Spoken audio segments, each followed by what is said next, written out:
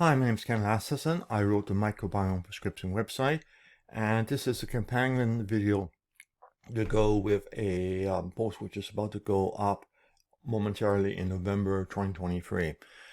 And I wanted to walk through a little bit of it, mainly because I've done some refactoring of the site, improved the AI method being used for making forecasts, and with this particular person samples plural, I applied it and was generally quite pleased with the results and incorporated it in the forecast. Basically, this person and my readers are familiar. There are 5 prior blog posts dealing with him, and the short story coming in is I had COVID and an awful toothache a week after. So basically, it is probably a post-COVID microbiome, etc. Now, we can take a look here and we can see horrendous variety of shifts. Notice the tendency, what I call the long COVID CFS signature, which you see happening pretty often throughout the samples. Things occasionally improved, and the shift went elsewhere. But it's a good thumbnail for whether or not there is a dysfunction. That doesn't predict what the dysfunction is or what bacteria are involved. It just indicates that there's abnormality with the bacteria. Okay, now to hop over to the site, if you go over to here, you will see that this section here has changed. It is usually going to be longer than it used to be, and you may get 20 items off the top. There's actually more, which I'll show you in a few moments, but it will go through and this the percentage matches. What you may notice is that some cases the numbers which are matched, like for example 103 taxas, he has 60% of them are matches for chronic fatigue syndrome, which is one of his diagnoses. And we have other things. So we have a ton of things there. I'm going to do different samples. We see other things and numbers go up and down. In the blog post, I've actually gone through and looked at things. He has ME/CFS, but through the manipulation over the last 2 years or so, he is symptomless except for one very irritating thing for him. He loves playing basketball. He can go out and play a game. 4 to 6 hours later, he will have a post-exertional collapse, a post PEM or post-exertional malaise. And we go back and we look at his samples, and generally I have put the top ones there and then tossed in the PEM associated one if it's further down the list. Some cases you can see that it's literally sitting at the very, very top. Other cases it's not as pronounced, but you can see that the new algorithm does a pretty good job of predicting that he's still going to be suffering from PEM and things back and forth. For example, ME/CFS with IBS is there. One case we're looking 52, another case we're looking 59. So we have that happening here. Now, let's go back to his sample. Now, for his samples, if I want to make use of the new analysis method, I can just go over to special studies and it will go and list everything here, and you can go and click whatever you want in the list. I went back time and let's take those 3 things. Now you have a choice. You can do one of these, get suggestion, come back to another one, do suggestion, that third one, get suggestion, or because you were working from the same microbiome, you can just do a collection of them all at once and get one set of suggestions from the combination of them, which is my recommended one. You have things like physical steps. Yes, you could try to adjust for that, but usually it's easier to try making those additional steps.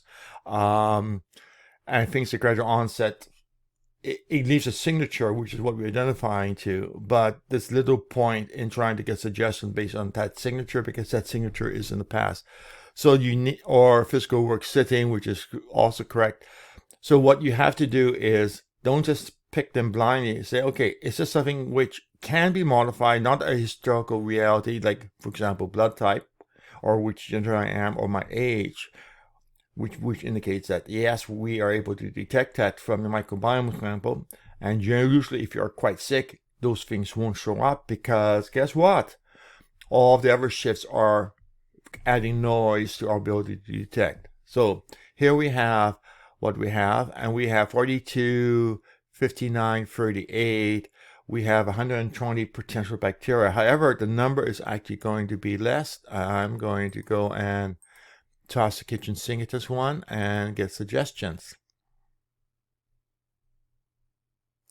And now we have the suggestions, and we have 75. So we had one bacteria, which we had one symptom, we had 59. So the rest of them added in some 15 only. So most of them were repeats of the bacteria, which is good. It keeps life simpler. And now we can see all the bacteria here, too high, too low. Is it the genus or the species level? The new algorithm can actually detect down to the species level quite accurately. And you also have genus and family, which is sweet too. And then we have the suggestion and inulin and fructose, lactose, resveratrol. All of these are for everyone. Pomegranate. All those are things which are there, and then over here are things to avoid. And in this person's case, guess what?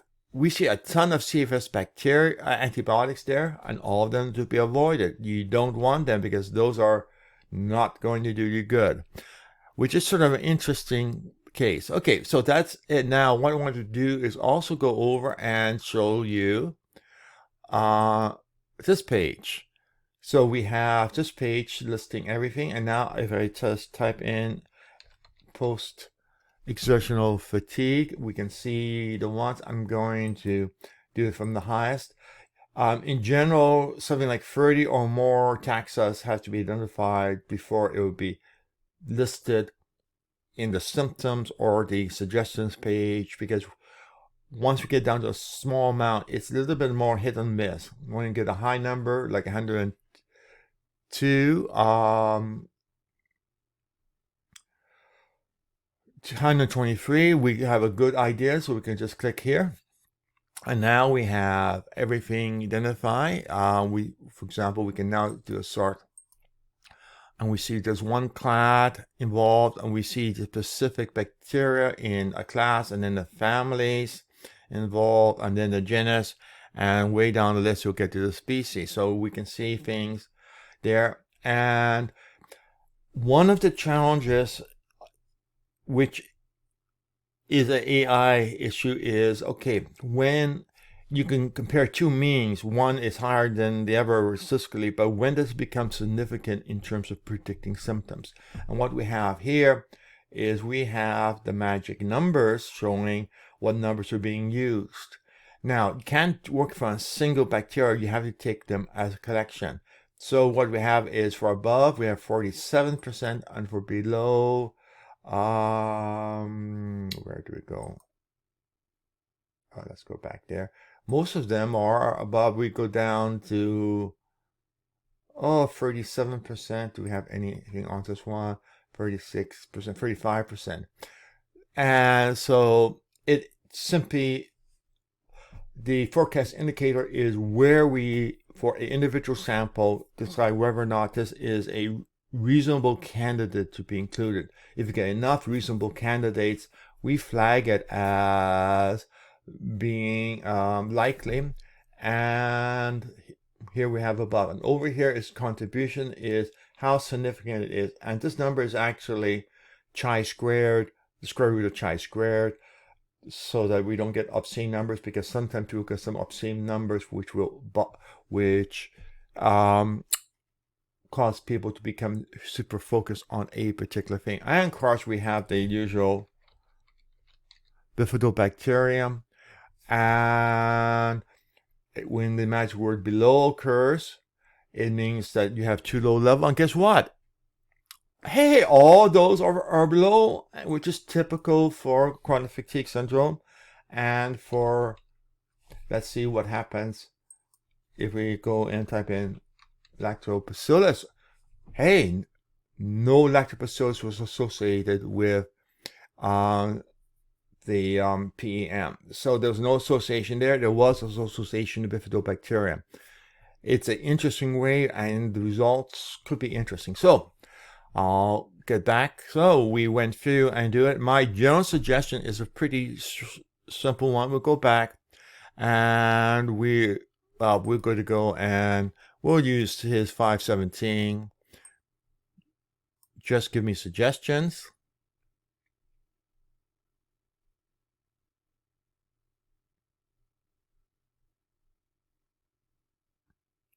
You always want to do just give me suggestions first. Why? Because when you do it, it removes all prior suggestions and starts a fresh page. So you always want to do just give me a suggestion first. And now I'm going over to special studies.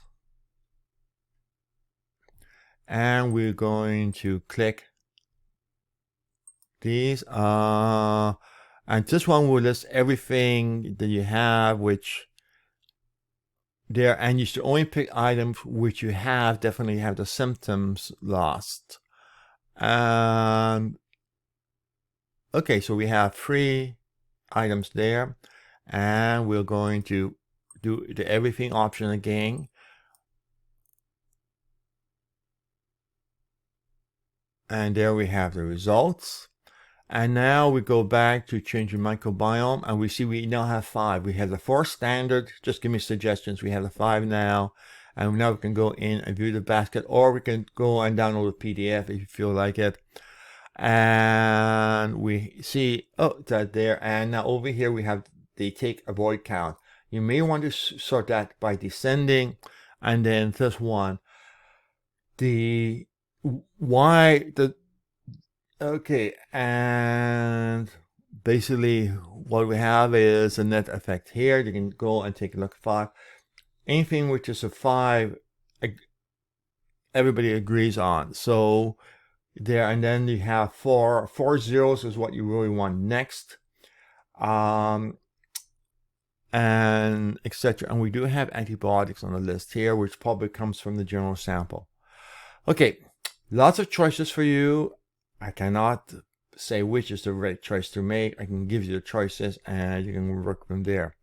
One thing to remember is that when we did just for the symptoms alone, we had no antibiotics suggested, which should be a factor. Again, I can give alternate set of suggestions, trying to reconcile them with each other tends to be a exercise for the user.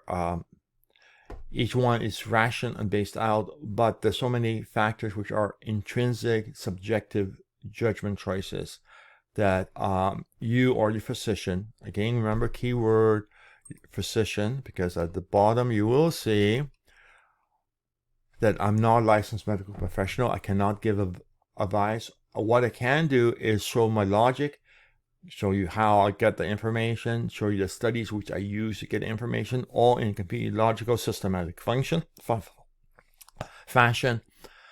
And this is what the artificial intelligence suggests. It should always be reviewed by a medical professional, because sometimes it will conflict with your existing medication, or there are risks which may not necessarily be cited here, which your MD hopefully will know. I know how well educated MDs are, how much time they have to know all the ins and outs of you. I mean, after all, medical types have nothing to do but see patients. Okay, so that's basically it. So always review, and that's it. Okay, that's it.